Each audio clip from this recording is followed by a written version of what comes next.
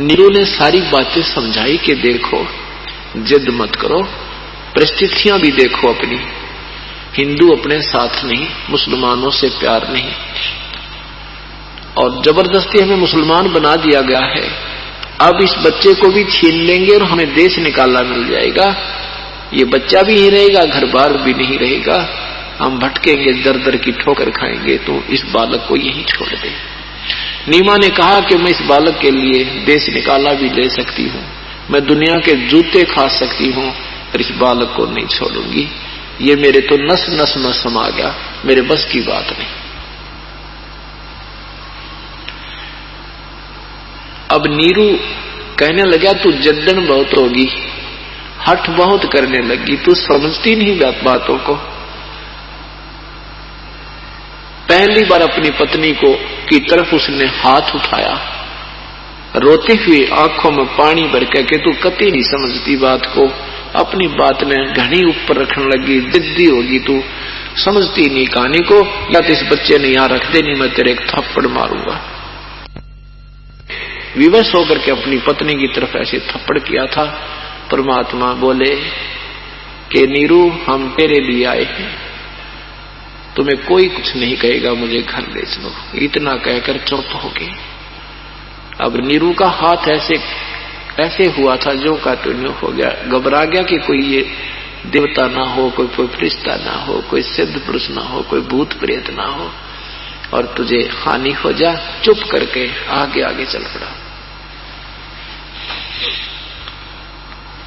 घर पे आगे अब दुनिया देखना आवे, कहें इतना सुंदर बालक है, हे भगवान कहाँ मिला तुमने?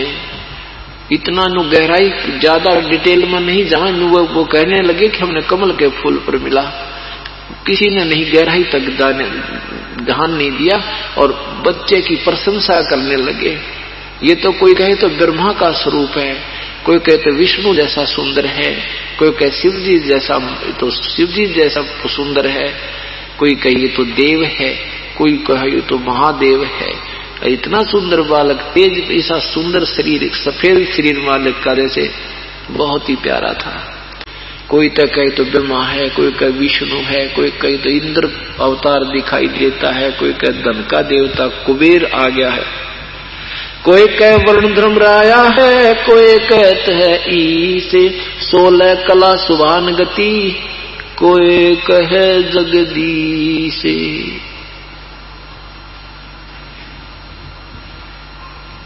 कोई कहे छल ईश्वर नहीं, कोई किन्नर कहलाए, कोई कहे गण ईसे कहा, जो जो मात रिसाए। जितने भी नए नए नाम धरे उस बालक के, कहते वो माता नीमा क्रोधित होती है, क्षोभ आती है, तुम तो कोई कुछ कह रहा है, कोई कुछ कह रहा है, मेरे बेटे एक में घने नाम मत रखो इसके। दुनिया तक कहें ये देव है, और देव कहें ये माँ देव, और वो माँ देव कहे हमने नहीं बेरा, ये तो कोई और बहुत ही तगड़ी शक्ति है, तो पूर्ण ब्रह्म है। दुनिया कहे ये देव है, देव कहते हैं ईश, ईश कहे ये पर ब्रह्म है, पूर्ण विश्वे बीस।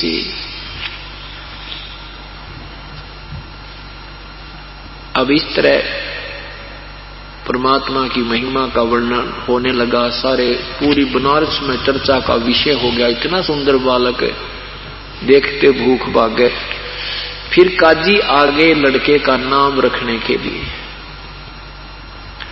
काजी आ गए लड़के का नाम रखने के लिए। उधर से हिंदू पंडित भी पहुंच गए, वो लालची, क्योंकि वो नए नए मुसलमान बने थे, और वो हिंदू ब्राह्मण जो वो भी पहुंच गया अपनी नाम धरने के लिए, लालच में हमें भी 2 रुपये मिल देंगे।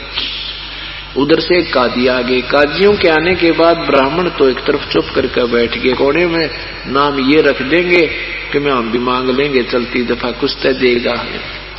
इस उद्देश्य से ब्राह्मण लोग वो बैठे रहे।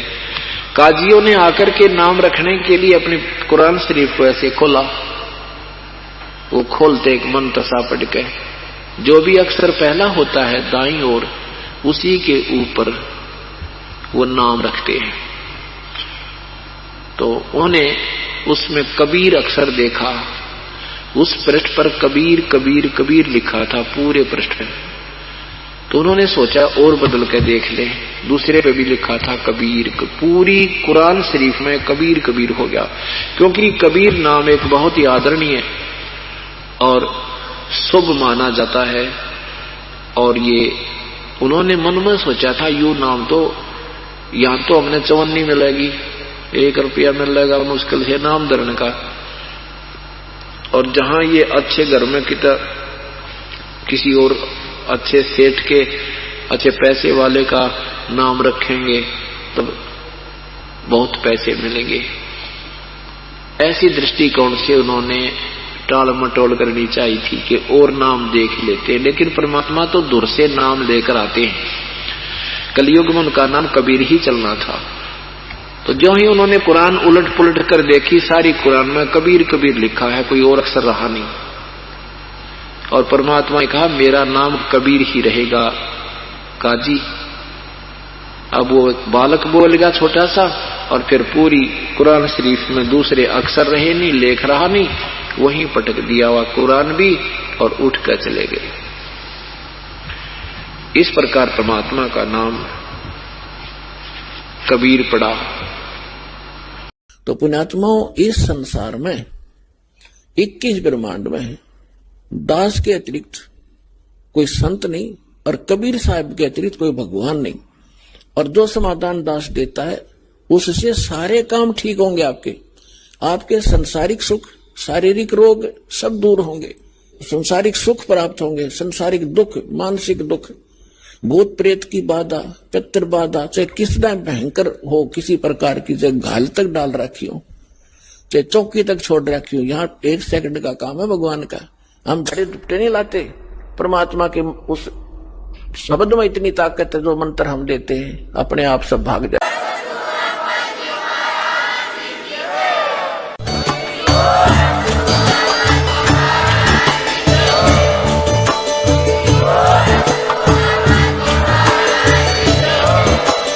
आप सुन रहे थे जगत गुरु तत्वदर्शी संत रामपाल जी महाराज जी के मंगल प्रवचन। अधिक जानकारी के लिए विजिट कीजिए हमारी वेबसाइट www.jagatgururampalji.org। संत रामपाल जी महाराज जी के शुभ आशीर्वाद से पूरे विश्व भर में 500 से भी ज्यादा नाम दीक्षा केंद्र हैं, जिन पर संत रामपाल जी महाराज जी द्वारा ऑनलाइन निःशुल्क नाम दीक्षा दी जा रही है। अपने नजदीकी नाम दीक्षा केंद्र का पता करने के लिए संपर्क करें 8222880541।